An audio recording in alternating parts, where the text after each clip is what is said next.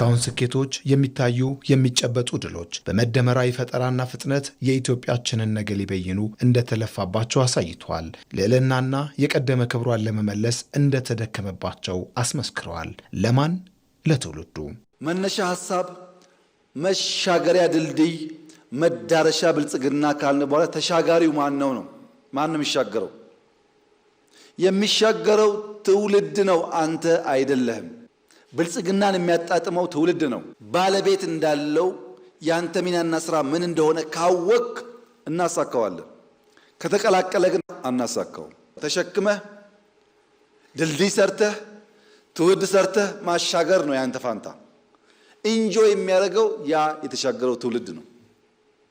እኔው ሰርቼ እኔው ገንብቼ እኔው ኢንጆይ አድርጌ እኔው አርፌ ካልክ ይቀላቀልና አይመጣም፣ ውጤቱ አይሳካም። የመደመር መንግስት ለትውልድ ጨከን ብሎ መትጋትን፣ ኮስተር ብሎ መልፋትን ለዛሬው ትውልድ ይሰጣል። ኢትዮጵያ ስለ ትውልድ ተቆርቋሪነት፣ ስለ ሀገር አሻጋሪነትን አስቦ ሁለንተናዊ ብልጽግናዋን ለማሳካት እንዲለፋላትም ግልጽ አቅጣጫን ያስቀምጣል። ይህ ሲሆን ግን የነበረውን ከማፍረስና የሰነበተውን ከማጥፋት አባዜ መውጣትንም ግድ ያደርጋል። መደመር አፍርሶ የመጀመር የፖለቲካ ባህል ለኢትዮጵያ አይጠቅምም፣ መቆም አለበት ብሎ ያምናል። ስለዚህም ማስተካከል፣ ያለፉ ስህተቶች የሚያርም የሚያርቅ፣ ማስፋት፣ የቀደሙ ድሎች ጠብቆ የሚያሰፋ፣ ማበርከት፣ ለዛሬና መጪው ትውልድ ጥቅምና ፍላጎት የሚሰራ ሐሳብና ተቋም፣ ሀብት፣ ወረት ማንበር ማቆየት ያስፈልጋል። ኢትዮጵያ የተነገረላት ሀያል ብዙ የተባለላት የተከበረችና የታፈረች ነፃ ሀገር ሆና ሳለ ህዝቦቿ የሚገባቸውን ብልጽግና ሳይጎናጸፉ መጠሪያና መለያቸው ድህነትና ኋላ ቀርነት የሆነው የመደመር መንግስት እንደሚለው ስለ ትውልድ አስቦ ባለመስራት፣ ትልቅ አስቦ በትንሽ ካለመጀመር የመጣ ነው። ጊዜ ተሻግሮ አለማሰብ፣ ለነገ አለመዘጋጀት፣ ለትውልድ አለማቆየት። ሰርገኛ መጣ በርበሬ ቀንጥሱ፣ አስፋልት ከሆነ ሽሮ ፈሰስ። ጊዜን ማሳደር፣ ችግርን ማሳደር፣ ፕሮጀክቶች በጊዜ አለማጠናቀቅ፣ ሄዶ ሄዶ ለትውልድ የሚቆይን ወረት ማሳነስ ነው። በትልቁ ማሰብ፣ ከትንሽ መጀመር። ለምሳሌ ጽዱ ኢትዮጵያን የመፍጠር ግብ ከቢሮ ተጀመረ፣ ከተማ ተባለ፣ ወደ ሀገር እየሰፋ ሄደ። ኮሪደር፣ የበጋ ስንዴ፣ ሌማት፣ ግሪን ሌጋሲ፣ ሁሉም ኢኒሼቲቭ ጅማሮ አነስተኛ ነበር። በሂደት እየፈጠነ እየሰፋ እያደገ ጥራት እያረጋገጠ በሀገር ደረጃ ኢምፓክት የሚያመጣ ሆነ። አሁን ከጀመርናቸው ውስጥ ኮሪደር አሸልሟል፣ ግሪን ሌጋሲ አሸልሟል፣ ስንዴ አሸልሟል። አብዛኛው የእኛ ኢኒሼቲቮች በዓለም አቀፍ ደረጃ ሪኮግናይዝ የተደረጉና ሽልማት ያሰጡ ናቸው። ከእኔ ይልቅ ለልጆቼን ኢትዮጵያዊ በቤቱ ይኖረዋል። ሀገራዊ ሳቢ ማድረጉ ላይ ግን ክፍተቱን ሀገር በገጠሟት ስንብራቶች በግልጽ ማየት ይቻላል። ለዚሁ ነው የመደመር መንግስት እንደ ሀገር ለልጆቼ እንበል፣ ከእኔ ይልቅ እኛን እናስቀድም የሚለው። በጀመሩት ፍጥነት በስራ ማሳየት ደግሞ ከሁሉም ዜጋ የሚጠበቅ። ከእኔና ከእናንተ የሚጠበቀው የጀመርነው መልካም ዘር፣ የጀመርነው ፍጥነት፣ የጀመርነው ትጋት የተሟላ ፍሬ እስኪያፈራ ድረስ ባለማቋረጥ በቀናው ሐሳብ ቀን ከሌት ተግቶ ሰርቶ በስራ ማሳየት ነው። ያን ማድረግ ስንችል አብዛኛው የተራገፈ ብልጽግና የምንጨብጠው የምናሸተው የምናየው ፍሬ ለዜጎቻችን እየሆነ ይሄዳል ማለት ነው። ትላንት ዛሬ አይደለም። በመደመር መንግስት ዛሬ ስለ ነገ ይወጠናል፣ ስለ ነገ ይታለማል። ነገ በዛሬ ሲሰምር፣ ነገ ደግሞ ለመጪው ነገ መነሻ መሆኑ ጥርጥር የለውም። ሁሉም የሚሆነው ግን ነገን ብሎ ተደምሮ ጸንቶ መቆም ሲቻል ነው። እንቀጥላለን ተመልካቾቻችን። እዚሁ ጉዳይ ላይ ነው ቆይታ የምናደርገው። ሌላም ጥንቅር እናስከትላለን። ህብረ ብሔራዊ አንድነት በዚህ ትውልድ የሀገርን ብሔራዊ ጥቅም የሚያረጋግጡ ጉዳዮች ላይ በጋራ መቆም መረጋገጥ እንደሚገባው ምሁራን ይገልጻሉ። የተጀመሩ ግዙፍ ሀገራዊ ፕሮጀክቶችን እውን በማድረግ የጋራ ስኬት ታሪክን መጻፍም ይገባል ተብሏል። ዮሐንስ ፋንታሁን ተጨማሪ አለው። በኢትዮጵያ ታሪክ ውስጥ በስኬት የተመዘገቡ በርካታ የሀገር መልክ መገለጫና የኢትዮጵያውያን የአንድነት ውጤት ማሳያ የሆኑ ክስተቶች የሚታወሱ ናቸው። መሪን የመከተልና የህዝቦች አንድነት ውጤት የታየባቸው የስኬት ማሳያዎች ለዚህ ማረጋገጫዎች ናቸው። በተናጠል መቆም እንደ ድር የሚያሳሳ፣ በትብብርና በአንድነት መቆም ደግሞ እንደ አንበሳ የገዘፈ ስም ያለውን ችግር አስሮ ማስቀረት የሚያስችል መሆኑን ይህ ዘመን ቋሚ ምስክር አለው። ታላቁ የኢትዮጵያ ህዳሴ ግድብ አሁን ያለው አዲሱ ቅኝ ግዛት አለ። ኒዮ ኮሎኒያሊዝም በእጅ አዙር በኢኮኖሚ እርዳታ በመስጠት ገንዘብህን በማገድ ምን በማድረግ የሚያስተዳድር ያኛው በጦርነት አልፎበት በኢኮኖሚ ነው አሁን ቅኝ ግዛት። ኢትዮጵያ ያንን ሰባብራ ጣለች። ልጆቿ አንድ ሆነው ታላቁን የኢትዮጵያ ህዳሴ ግድብ ኮምፕሊት አደረጉ፣ ጨረሱት ብቻቸውን ያለምንም ድጋፍ። this is ዳግማዊ አድዋ። ብሔራዊ ጥቅማችንን ለማረጋገጥ ብሔራዊ አንድነት በጣም አስፈላጊ ነው። አንደኛ። ሁለተኛ እንደ አገር ኮሌክቲቭ ችግሮቻችን ኮመን ቻሌንጆቻችን ምንድናቸው የሚለውን ተረድተን ደግሞ የጋራ ራዕይ ይዘን ደግሞ ለመጓዝም በጣም አስፈላጊ ናቸው። እንደ ናሽናል ቪዥን እንደ ጋራ ራዕይ የምናስቀምጣቸው ነገሮች ውስጥ እነዚህ ብሔራዊ ጥቅሞች በጣም ኪ ናቸው ማለት ነው፣ እነዚህን ማሳካት። ስለዚህ አንድ ሶሳይቲ ድራይቭ የሚያደርገው ራዕይ ድራይቭ የሚያደርገው ቪዥን ኮሚትመንት ያስፈልገዋል ማለት ነው፣ እንደ ሀገር እንደ ሶሳይቲ ማለት ነው። ይህ ትውልድ በመጪው ትውልድ ዳግማዊ አድዋን የሰራ የኢትዮጵያን የኢንዱስትሪ አብዮት ጥማት በነዳጅ በማዳበሪያና በተፈጥሮ ጋዝ ፋብሪካዎች መስመር የጀመረ ምናልባትም የባህር በር ጥያቄን እውን ያደረገ ተብሎ ሊታሰብ ይችላል። ይህ እንዲሆን ግን በጋራ መቆም በአንድነት መስራት ይግድ ይላል።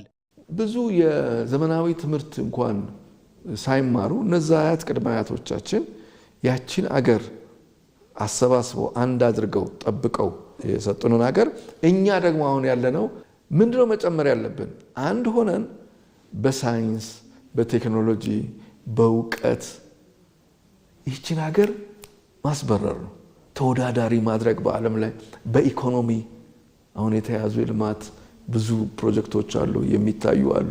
እነዚህን እንዴት አድርገን ሰብሰብ ብለን የበለጠ እናሳድጋቸዋለን? እንዴት ነው የስራ የምንፈጥረው? በየቦታው ሁሉም ሰራተኛ የሚሆንበት፣ ሁሉም የሚረባረሩበት የስራ ዕድል፣ መሬቱ፣ ተራራው፣ ሸንተረሩ፣ ወንዙ ምኑ የሚለማበት እንዴት ነው የምናመጣው? ብሔራዊ አንድነት ነው የሚያመጣው። አገር ፕሮጀክት ናት። አገር ፕሮጀክት ናት ማለት አቅደህ አስበህ አቅም ፈጥረህ አመራር ሰጥተህ የምትሰራት ናት። ይሄን ደግሞ በጥቂቱ አንድ ህዝብ አንድ እምነት ወይ አንድ አካባቢ ሊሰራው የሚችል አይደለም። አገር ሁላችን እንደያቅማችን አዋተን ዕውቀትም ጉልበትም አዋተን የምንሰራው ነው አገር። የትናንት ኢትዮጵያውያን የአንድነት ታሪክ የዛሬው ትውልድ የጋራ ትርክት ሆኖ ያገለግላል። ነገም የጋራና አሰባሳቢ ትርክት ኢትዮጵያውያን እንዲኖራቸው ዛሬን በጋራ መቆም፣ የሀገርን ሉዓላዊነት በአንድነት በመስራት ማስጠበቅ ከዚህ ትውልድ የሚጠበቅ ነው። በዚሁ ጉዳይ ላይ ተጨማሪ ማብራሪያ እንዲሰጡን እንግዳ ጋብዘናል። የሴፍ ላይፍ ኢኒሼቲቭ መስራችና ስራ አስኪያጅ አምባሳደር ስለሺ ኡመር እዚህ ስቱዲያችን ይገኛሉ። እንደምን አለ? አንተ ብል ይሻላል አይደል? በሚገባ ያው ለአክብሮት መጀመሪያ ግድ ነው። ግን ደግሞ እሺ፣ ዛሬ እንግዲህ የሀገረ መንግስት ግንባታ ላይ የትውልዱ ሚና ምን መምሰል አለበት ብለን ነው ሰፋ አድርገን የምናነሳው። እንግዲህ አንተም በትውልዱ ላይ በተለይ ደግሞ ለሀገሩ አምባሳደር መሆን አለበት ብለ የተለያዩ ስራዎችን ትሰራለህና ሀገር እንግዲህ በትውልድ ቅብብሎች ነው የምትገነባው። የአሁኑ ትውልድ አካል ነህና አንተም የሀገር ለማሳደግ ካሁኑ ትውልድ ምን ይጠበቃል ከሚለው በጣም ሰፊ ነው ጥያቄው፣ ግን ደግሞ እየሰራህበትም ስላለ ከዛ እንጀምር። ወንደርፉል። በያው እዚህ ድረስ ስለጋበዛችሁኝ አመሰግናለሁ። ይህንንም ሀሳብ በጣም ለማስተላለፍ እጅግ እጠብቀው ነበረ። ምክንያቱም እኔም የዚህ ትውልድ አካል ነኝ። እንደገና ወጣት እንደመሆኔ እኔን መሰል ወጣቶች ብዙ ነገር ሊወስዱ ይችላሉ ብዬ ስለማመን ያው በትውልድ ቅብብሎች ምን ማድረግ አለብን የሚለው በተለይ ደግሞ እኔ የምወክለው የዚህኛውን ትውልድ ስለሆነ እንግዲህ ከዛ በፊት ትውልድ እንግዲህ የሚሄድ ነገር ነው አይደለ? የተቀበልነው አለ፣ ተቀባይ ያለን፣ የምንሰጠው ደግሞ አለ። ስለዚህ ይሄ ቅብብሎሽ መስመር የተሳካ ወይም ደግሞ የተሳለጠ እንዲሆን የኛ የጊዜያችንን ኃላፊነት መወጣት ያስፈልጋል። በተለይ ደግሞ የተቀበልናቸው የታሪክ ስብራቶች አሉ፣ ክፍተቶች አሉ፣ የፈራረሱ ነገሮች አሉ። በዛው ልክ ደግሞ መልካም የሆኑ ደግሞ ቨርቹዎች አሉ። እነኚህን ከተቀበልናቸው በኋላ ደግሞ ለተቀጣዩ ትውልድ የማስተላለፍ፣ የማስተካከል፣ የማረቅ፣ የተበላሸውን የማስተካከል መስመር የማስያዝና ቀጣዩ ትውልድ ከኛ ተሻግሮ ሲመጣ እንግዲህ የተሻለ ሀገርን እንዲረከብ መንገዱን የመጥረግ ስራ የኛ ኃላፊነት ነው ብዬ አስባለሁ።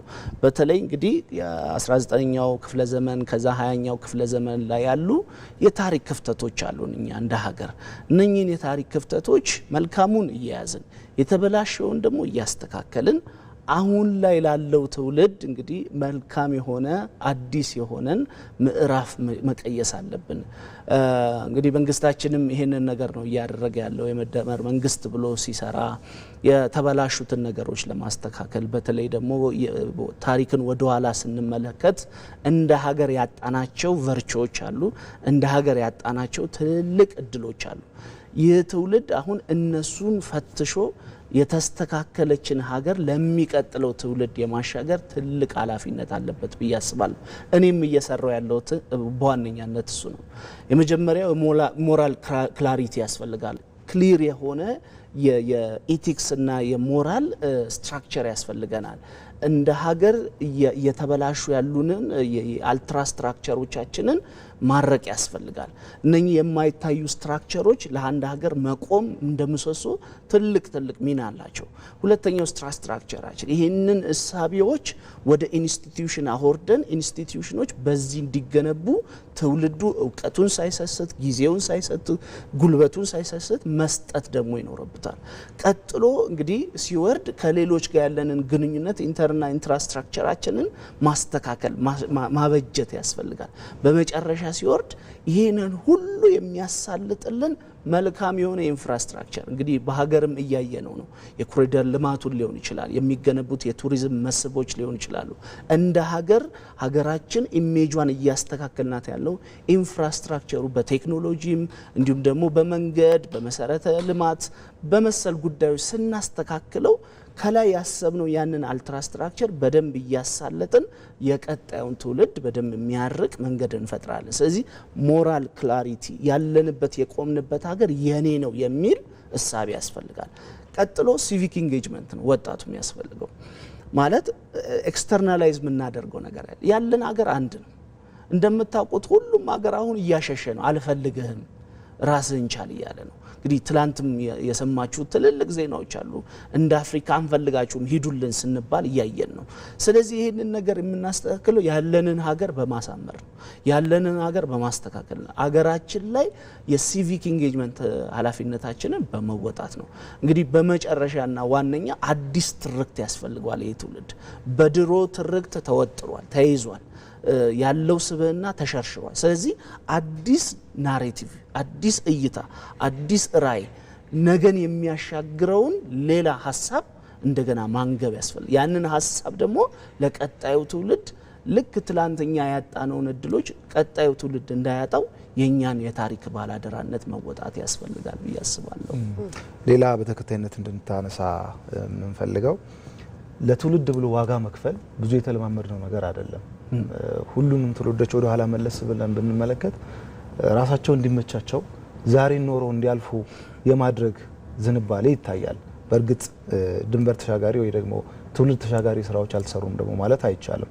ግን በአመዛኙ እኔ ይመቸኝ ለእኔ ያልሆነ ወደሚል ነገር የማመዘን ነገር አለና የአሁኑ ትውልድ ደግሞ ትልቅ ኃላፊነት አለበት።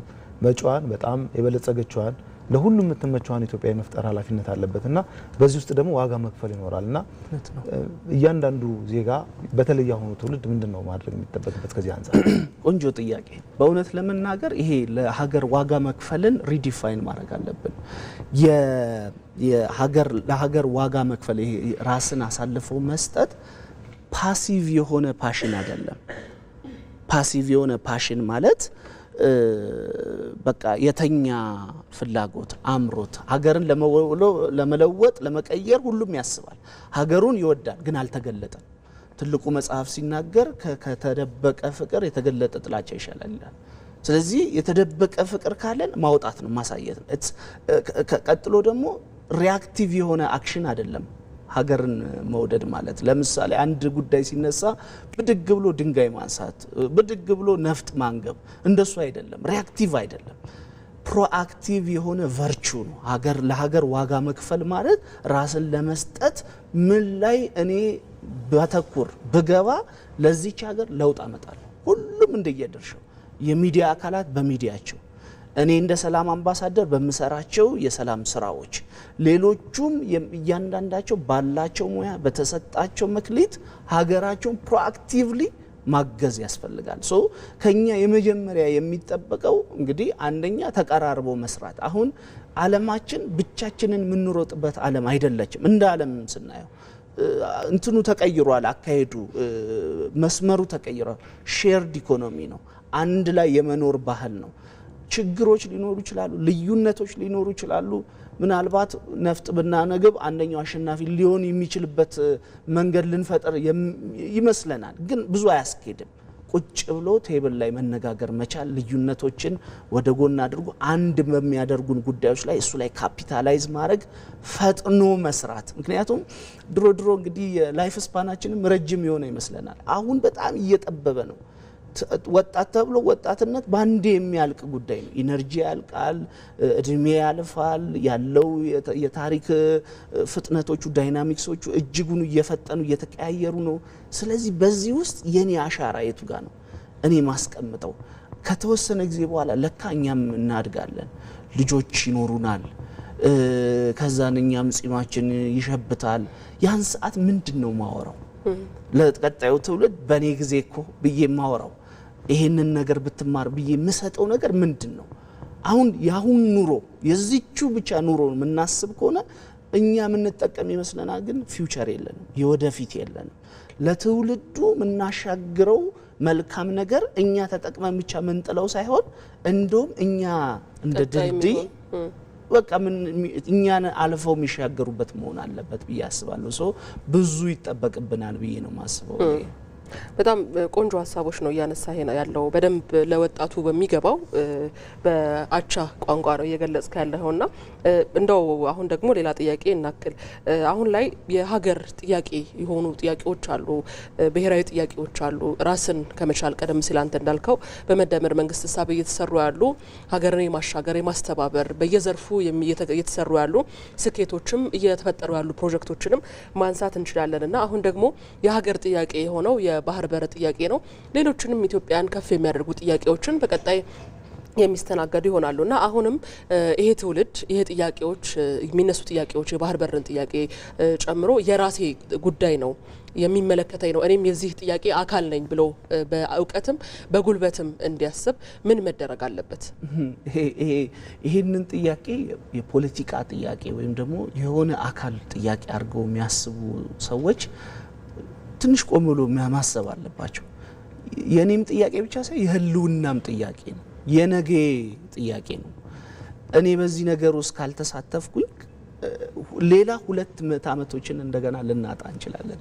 እቺ ጎልደን ኦፖርቹኒቲ ነው። አሁን ሁሉም ሰው እነኚህን ጥያቄዎች የባህር በር ጥያቄዎች በሁሉም አቅጣጫ በመሰረታዊነት ይህንን ሳነሳ ለምሳሌ እኛ እያደረግን ያለነው ወጣቶች የባህር በር ጥያቄን ባላቸው የተለያዩ አውትሌቶች ፕላትፎርሞች እንዲያነሱ አክቲቭሊ ኢንጌጅ እንዲያደርጉ ከሚለጥፏቸው ልጥፎች የሶሻል ሚዲያ ሊሆን ይችላል፣ ከምንሰራቸው ቪዲዮዎች ሊሆን ይችላል፣ ከምናስተላልፋቸው መልእክቶች ሊሆን ይችላል።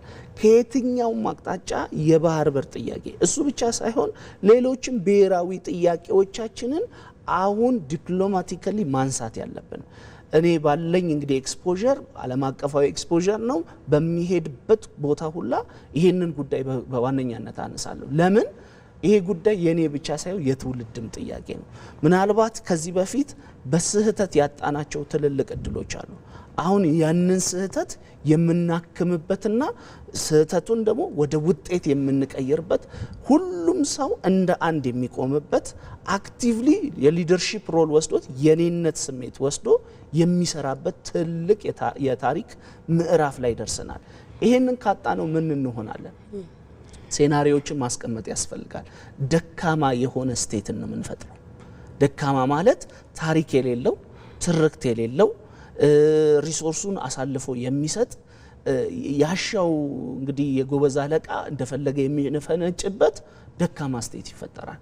ይህንን ጥያቄ ደግሞ በአግባቡና በልኩ ማንሳት እስከቻለ ጠንካራ የሆነ ለትውልድ ምቹ የሆነ ንጹህ የሆነ ባለራዕይ የሚፈጠሩበት ወጣቶች እውቀታቸውን፣ ሀሳባቸውን፣ ጉልበታቸውን፣ ፖቴንሻላቸውን አውጥተው መጠቀም የሚችሉበት ትውልድ የሚያድግበት የሚያበብበት ለኛ ብቻ ሳይሆን አልፎ ለአህጉር የሚሆን ትሩፋትን የምንሰጥበት ትልቅ አጋጣሚ ይሆናል። ስለዚህ ሁሉም ሴናሪዮቹ ግልጽ ናቸው። እኔ በዚህ ጉዳይ ላይ ዋጋ አለኝ፣ መግባት አለብኝ። ቀላል ነው ደግሞ ነሰሰርሊ መንግስት መሆን አይጠበቅብንም። የሆነ ፖዚሽን መያዝ አይጠበቅብንም። ይሄንን ለማድረግ ያለን እጃችን ላይ ያለውን ፕላትፎርም መጠቀም ነው። አንድ የሚያረገን ጉዳይ ስለሆነ ማለት ነው። የገርድ ጉዳይ አንድ እንዳረገን ይሄንንም አንድ የኔ ጉዳይ ነው ብሎ ሁሉም በአንድ ድምጽ ማስጮ አለበት። የትኛውንም ደግሞ እድል መጠቀም አለበት ማለት የምናገኛቸውን ትልቅ እድሎች በተለይ ደግሞ ኢንተርናሽናሊ ድምጻችንን ከፍ የምናደርግበት መንገድ ያስፈልጋል። ይሄን ደግሞ ቶሎ ቶሎ ኢንስቲትዩሽናላይዝድ አድርጎ እንዴት ነው የተደራጀ ድምጽ ለዓለም አቀፉ ሚዲያዎች ለዓለም አቀፉ መድረኮች መናሻግረው ኢንስቲትዩሽን ያስፈልጋል። ይሄን ኢንስቲትዩሽን ደግሞ የሚያራምዱ ጠንካራ መሪዎች ያስፈልጋል።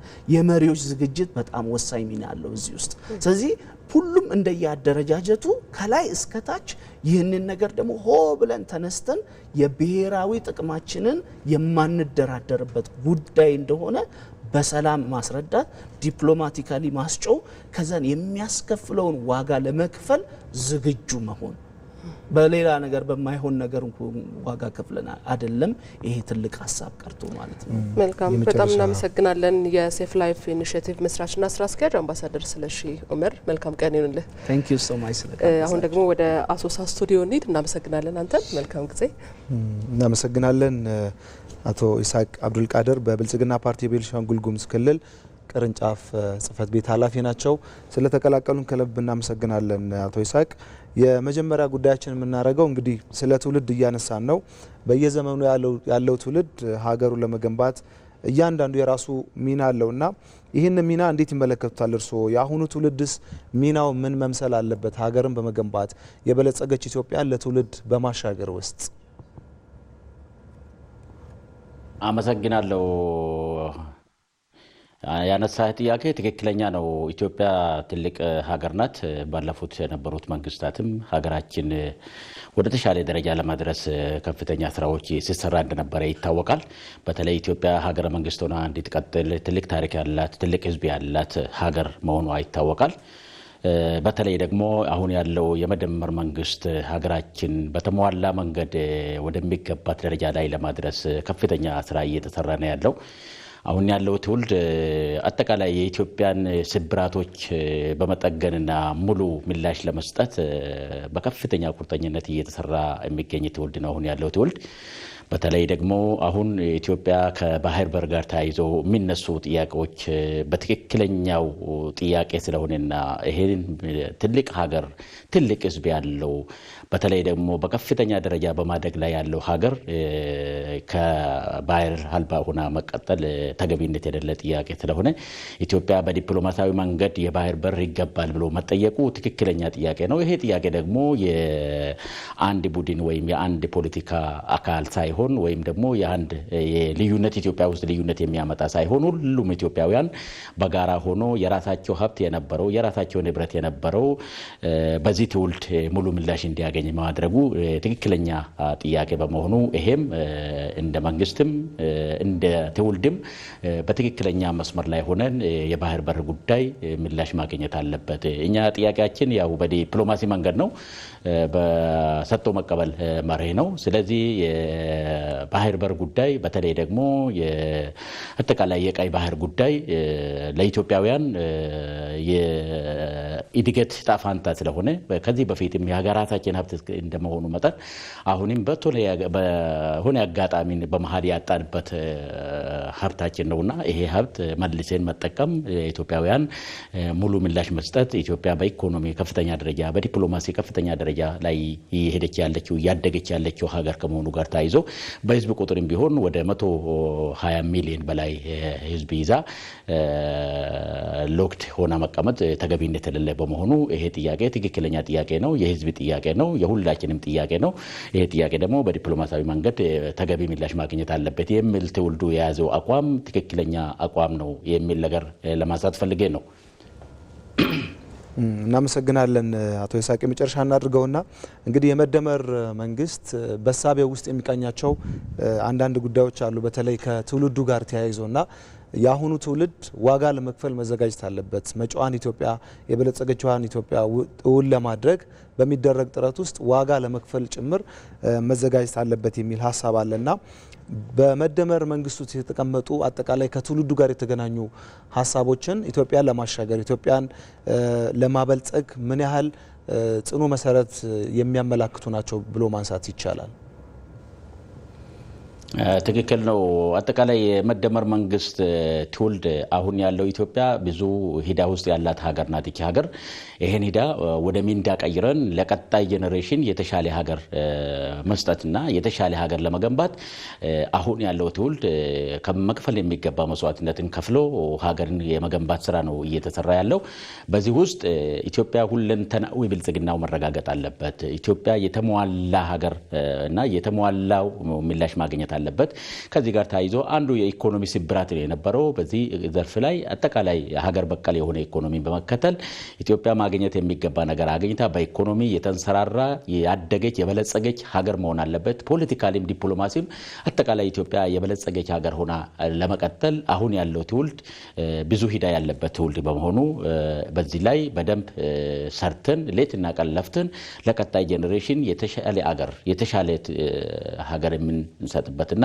አሁን በርካታ ስራዎች እየተሰራበት ነው ያለው በሀገራችን በተለይ ደግሞ ከታላቁ ኢትዮጵያ ህዳሴ ግድብ ጋር ተያይዞ ትልቅ ፕሮጀክት የተመረቀበት ከዛ በኋላ ደግሞ ሌሎች በርካታ ብስራቶች አሉ በተለይ ደግሞ የጉባ ብስራት ተብሎ የተቀመጡ ከአጠቃላይ በሀገር ደረጃ ትላልቅ ሀገርን ማሻገር የሚችሉ በአጭር ጊዜ ውስጥ ሀገርን ማበልጸግ የሚችል ማሳደግ የሚችል ትልቅ ስራዎች እየተሰራ ነው ያለው ከዚህ ውስጥ ደግሞ የባህር በር ጉዳይም ተገቢ ምላሽ አገኝቶ ቀጣይ ጄኔሬሽን የተሻለ ሀገር የበለጸገች ሀገር መሆን አለበት የሚለውን ጽኑ አቋም ይዘው አሁን ያለው ትውልድ ቀንና ሌሊት እየለፋ መስራት ያለበት ስራ መስራት አለበት ትልቅ ሂዳ ተሸክመው ያለው ትውልድ ነው በዚህ አጋጣሚ ደግሞ ክቡር ጠቅላይ ሚኒስትራችን ያዙት መስመር ሁላችንም ተከትለን ሀገራችን በአጭር ጊዜ ውስጥ ወደ ተሻለ ደረጃ ለማድረስ የመደመር መንግስት ላይ የተቀመጡ ያንዳንዱ ሀገርን የሚያሻግሩ በርካታ እሳቤዎች አሉ እነዚህን እሳቤዎች ወደ መሬት በማስነካት ሀገራችን ወደ ተሻለ ደረጃ ላይ ለማድረስ ቀንስ ሌሊት መስራት ከሁላችንም ከዜጎች ይጠበቃል የሚል ሐሳብ ለማንሳት ነው መልካም በብልጽግና ፓርቲ የቤንሻንጉል ጉሙዝ ክልል ቅርንጫፍ ኃላፊ ኢሳቅ አብዱል ቃድር መልካም ቀን እንሎትና አመሰግናለን አመሰግናለሁ